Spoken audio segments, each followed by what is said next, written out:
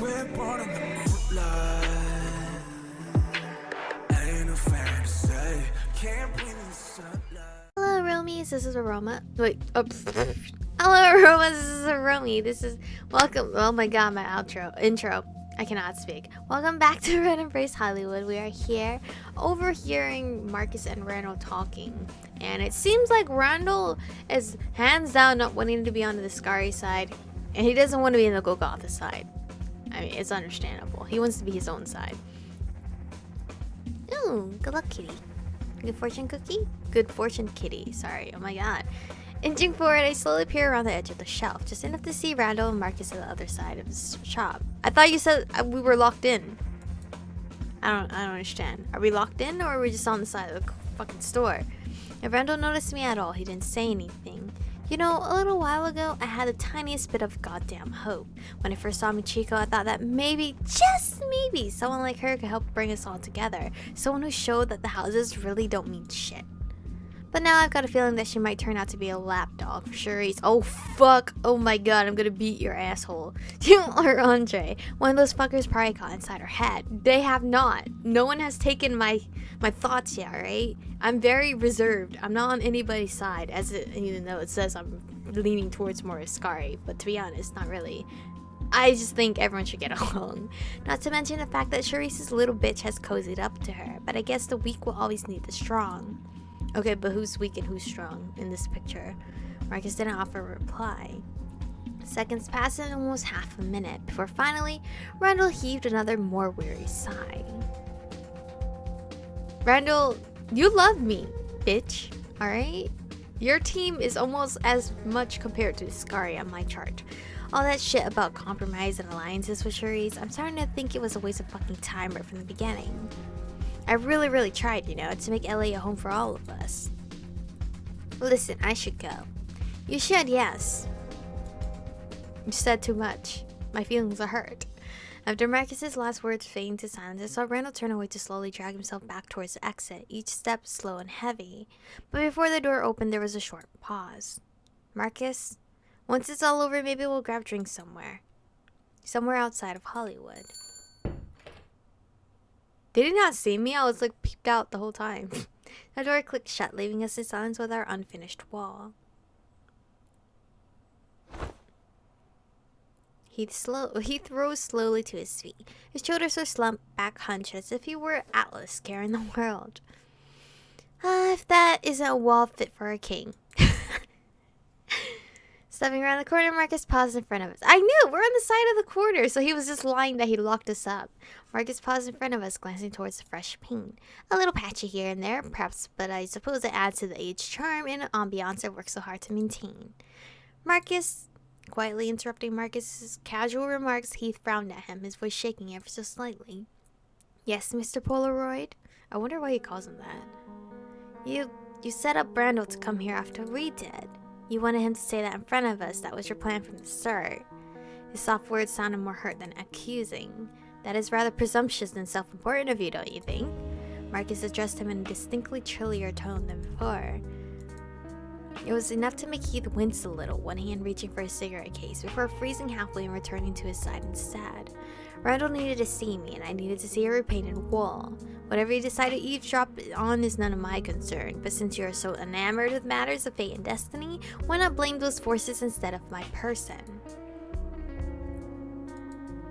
Heath is gonna leave, is he? The remark seemed to cut straight into Heath. Partially cradling his face with one hand, he inhaled deeply, sinking his teeth into his bottom lip. To be honest, I needed to hear that. So I'm not mad.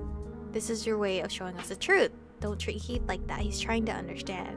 Honestly, I feel like this is his way of showing us the truth. Even if it might not be, it's just coincidentally happening that way. You may interpret things in any way which you desire. Well, what you overheard from failed compromise to the situation between the Sky and Mavar to Randall's passionate hatred for Andre is indeed the truth. Then any chance of a compromise is gone. He sounded reluctant to even ask the question, as if he were afraid of hearing the answer. Oh, he looks so cute. But Marcus only rolled his eyes, distaste creeping into his voice. No, not gone, not vanished, not some brave little flame of hope extinguished into the cold, cruel night. As Randall pointed out so astutely, it simply was never there at all. Then again, Hollywood was never much of a place for compromise to begin with. I guess that's true in a way. Lowering his head, Heath curled his fingers tightly around his pendant.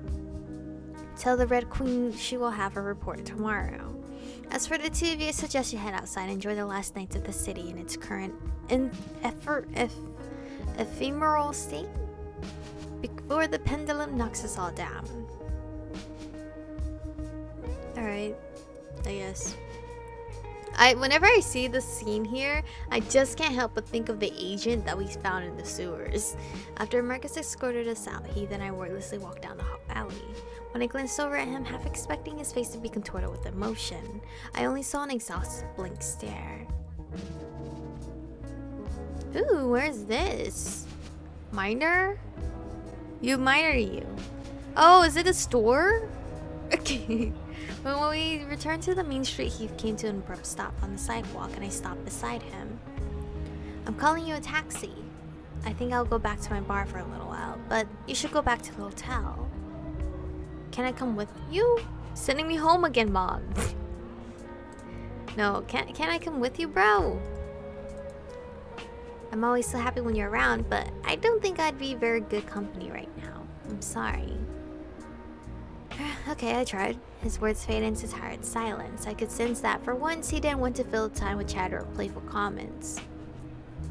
I can walk. So we stood side by side watching an endless stream of cars pass us by, but no taxis. Heath began to murmur something almost inaudibly. After a short pause, he cleared his throat and started again. I can't blame anyone but myself for what happened in there. I should have known, expected it, when I saw how easy the job was. Marcus wouldn't have us do something like that without an ulterior motive. For a moment, bitterness started to rise in his voice like bile, but it swiftly vanished. I didn't know the details until now, but I was starting to guess how things were between the three leaders. And now there's such a difference between what I want to believe and the reality I can't ignore any longer. You shouldn't lose hope, there's still a chance for compromise. Maybe overhearing all that was for the best. We'll just have to wait and see, I think. We're not gonna wait and see, we gotta do something. I agree with what Marcus said, I doubt there ever was a chance. No, I feel like, honestly, if you don't try, of course there's no chance. If you try, there's at least like 1% chance. At least that's what, in my mindset, that's what I believe. Do you really think that, or are you just saying it to comfort me? No, because if you don't try, you're not gonna know, right? If you don't try that food, you're not gonna know if it's good or bad. Come on. I really believe it. No, I really believe it. I'm not gonna bother saving because I honestly believe it. He gave me a faint, gentle smile. Thank you, Michiko. Just as Heath murmured his quiet reply, a taxi fine pulled up in front of us. Ah, it looks like your ride's here. Maybe we can watch that movie together sometime this week. I'll call you later to set it up. He leaned in for a moment, gently tilting my face towards his own, then placing a small longing kiss on my cheek. Oh, my cheek! What about my forehead? Don't let tonight get you down, Heath. Good night. If you ever need me, you know where I am. I want to say if you ever need me, you know where I am. But again, is that nurturing him too much? Or is that very romantic? Now I'm torn. Because I don't want to be like his crutch. But I also still want us to be lovers. Just more like independent lovers. Don't let tonight get you down, Heath. Good night, Chico. You know, okay? With that, he opened the door for me and I slid into the empty back seat. Just know that I love you. But I don't want to be your crutch. Not too much. As the taxi started down the street, I turned to try and spot Heath through the back window. He was still standing by the road watching me leave, his smile slowly fading. His slender figure grew smaller and smaller and smaller, until finally among the sea of cars and lights, he disappeared. Like he walked away, or I just couldn't see him anymore. You can't be like he disappeared, because then that assumes like he just vanished. The next evening, I'd still gotten no word of a new mission. After waiting around for a little while, hunger stirred in my stomach, so I decided to drink from a blood bag, dip. Screw the contents of a bag down my throat. It always felt vaguely unsatisfying. Maybe I could ask room service for a martini glass and that'd make it taste better.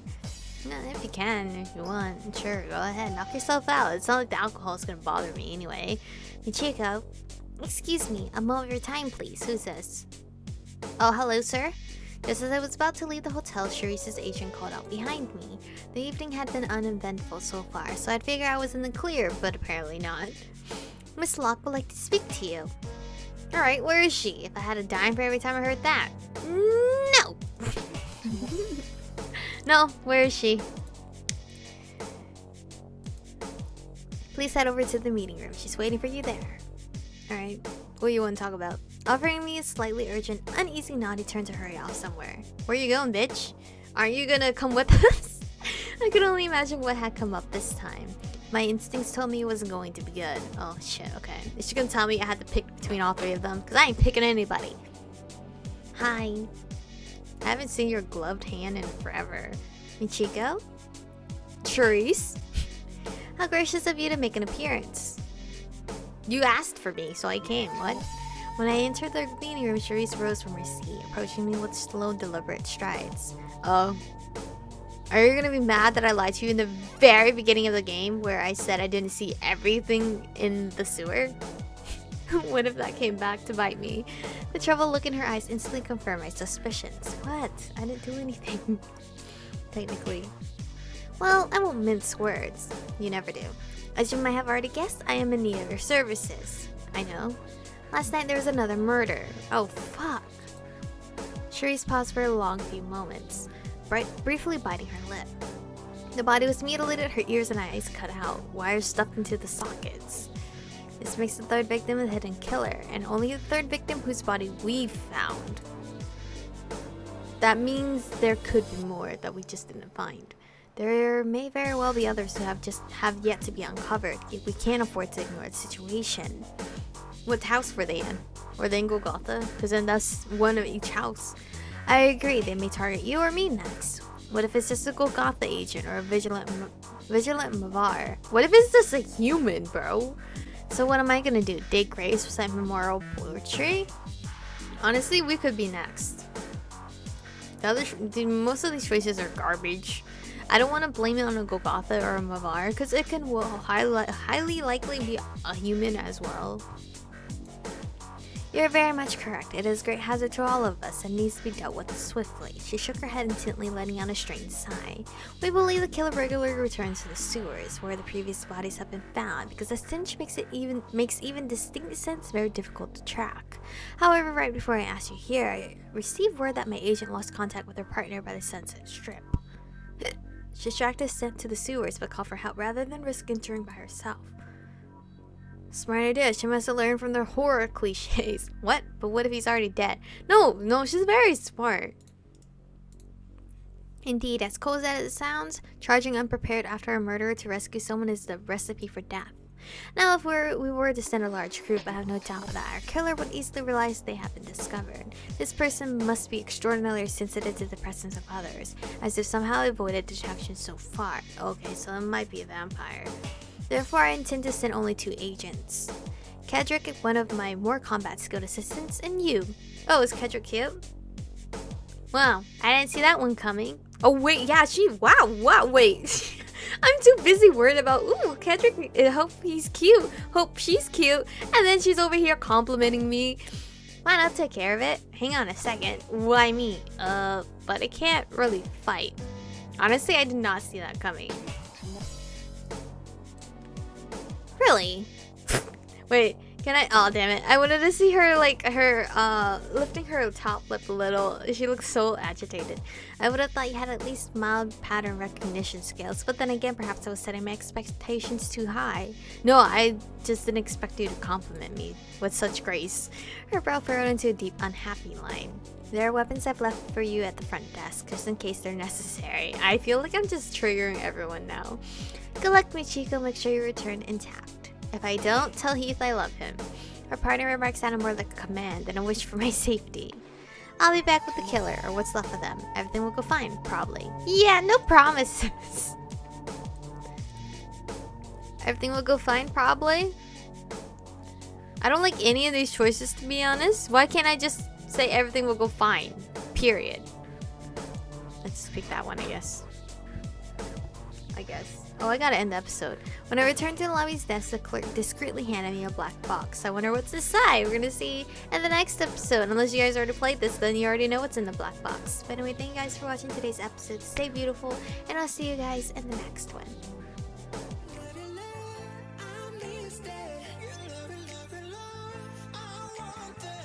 touch it, touch it, touch.